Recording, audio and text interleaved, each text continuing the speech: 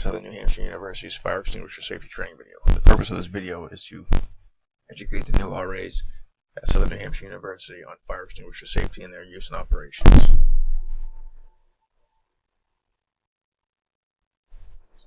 Class objectives will state the primary purposes of fire extinguishers for extinguishment on Class A's, B, C, D, and K fires.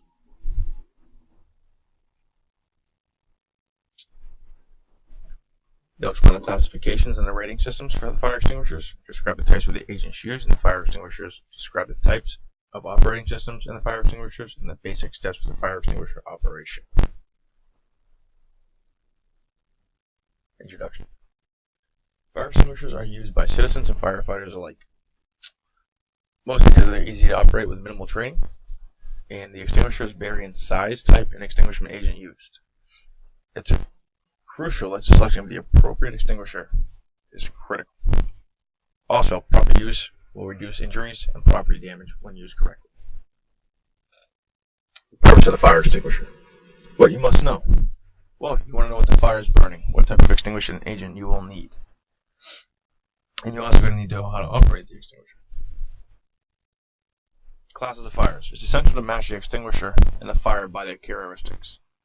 Obviously, as we know, some agents are more effective on certain types of fires.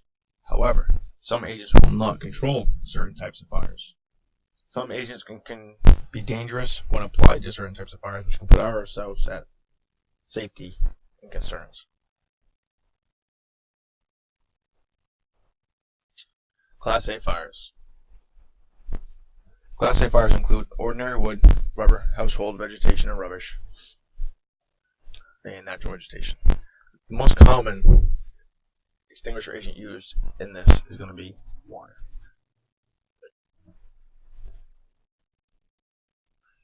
Class B fires. This is going to be flammable liquids, greases, oils, tars, plastics. Class C fires. Class C fires involve energized electrical equipment such as building wiring, circuit breakers, transformers, and power tools. The extinguishing agent needs to be a non-conductor. Class D fires. This is going to be your ordinary combustibles. Usually your metals, your magnesiums, your sodiums, your lithium ions, or your potassiums. However, these Class D fires have violent reactions to water. This is extremely crucial when grabbing an extinguisher to use on these type of fires. Class K fires. This is a new classification due to cooking trends. The only Class K fire that you guys will be involved in here on the premises would be your cooking oils and fats, which is located in, obviously, you guys' kitchens. You guys should not have any involvement with the Class K fires. They have their own suppression systems and their own extinguishers located in that type of location. However, some restaurants will still use your Class B extinguishers. However, you guys do not have any here located on premises.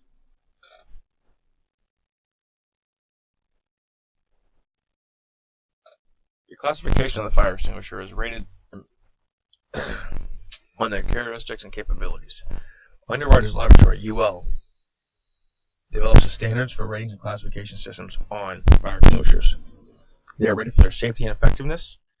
They may have multiple letters if effective on more than one class of fire. Letters indicate the class of the fire on which a fire extinguisher can be used.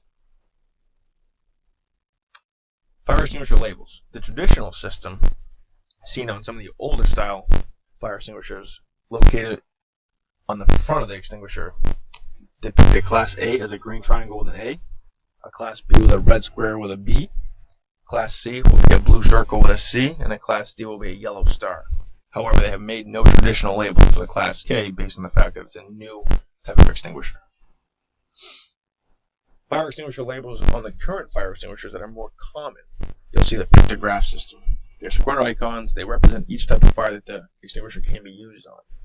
Class A, Class B, Class C, and Class K will all have pictographs, which you can see located here on the screen. What makes fire? Fire requires three things: fuel, heat, and oxygen. They mix, that cause combustion when it's heated to its kindling temperature, which then causes the fire. Fire extinguishment stop burning by cooling the fuel, cutting off the oxygen supply, or interrupting the chain reaction of the chemicals that will produce fire. Extinguishment agents. Substance contained in portable fire extinguishers that puts out a fire. Various chemicals are used, however, including water. Best agent for a particular hazard depends on several factors: the type of material involved, the anticipated size of the incident, the longevity of the incident, and there's numerous other things that can take place on those for extinguisher selection. As you can see pictured here, these are a couple different types of extinguishers that you may see present on the premises.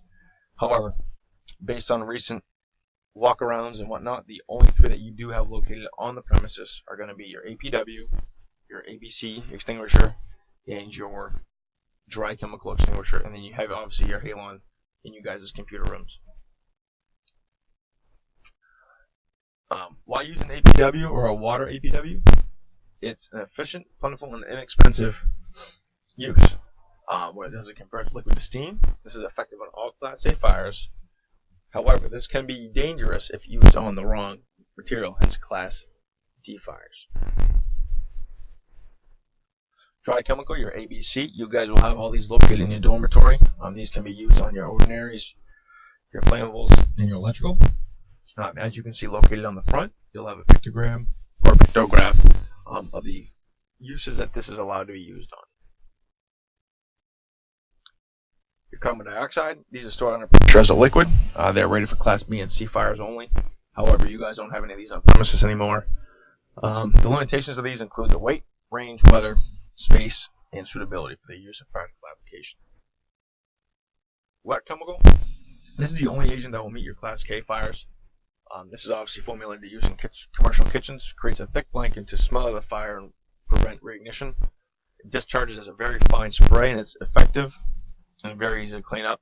You guys really won't be dealing with any of this. Just be more or less cognizant and aware that it's there. Your dry powder, used on combustible metal fires. It's stored as a granulated or powder form. Forms solid crust over the burning metal. These are the ones you need to be careful of. It's a Class D with the violent reactions from water. If you put water on these will blow up in your face or have a severe reaction. Your extinguisher components. As most you guys are all pretty familiar with how to use these. Most of you guys have been in the class before. Most extinguishers are handheld. They have all the 6 basic parts. You have your cylinder. You're going to have your carrying handle.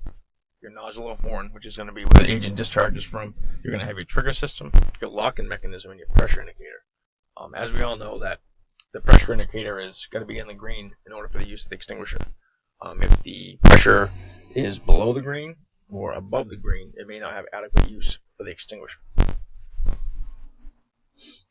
Obviously, your 6 basic steps are just like they were the last time. You need to locate the fire. You need to select the proper extinguisher for extinguishment. You need to obviously transport the extinguisher to the fire, activate the extinguisher agent, and release the agent. You're going to apply the extinguisher agent, and obviously, before any of that, you want to ensure your own personal safety. You're going to practice and train on these extinguishers a little bit later, but as you guys know, we go through this once a year. It's definitely a benefit to continue to educate yourself and train with these. The steps of extinguishment are all the same. We're going to use the same acronym: pull, aim, squeeze, sweep.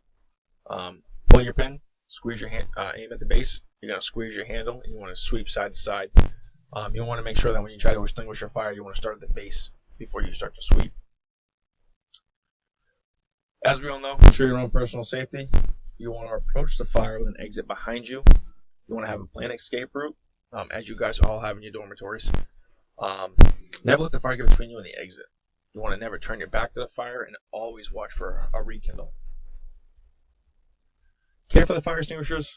That's not really going to be too much on you guys. You guys have a company that comes in here and does that for you. But obviously, they need to be regularly inspected and properly maintained. They will keep a record of the inspection and your maintenance schedule. And obviously, the proper training and use are required for inspection and maintenance. And obviously, you always want to follow your manufacturer's recommendations. This pretty much concludes the presentation. I told you guys to get you out of here pretty quick. So what we're going to do is we're going to go outside now, and we're going to go ahead and go over the practical evolution. We'll go over the PASS acronym. We're going to obviously show you a couple different types of extinguishers and the reactions between water with oil and fire, and obviously ABC extinguishers, to get you guys a little bit more familiar with it and see the adverse reactions that can happen. If you guys have any questions now, we'll go ahead and we'll shut down the presentation and you can ask, or you guys can approach me outside. But if we want to go ahead and we'll move forward, we'll go ahead and we'll get out of this dormitory and we'll go from there.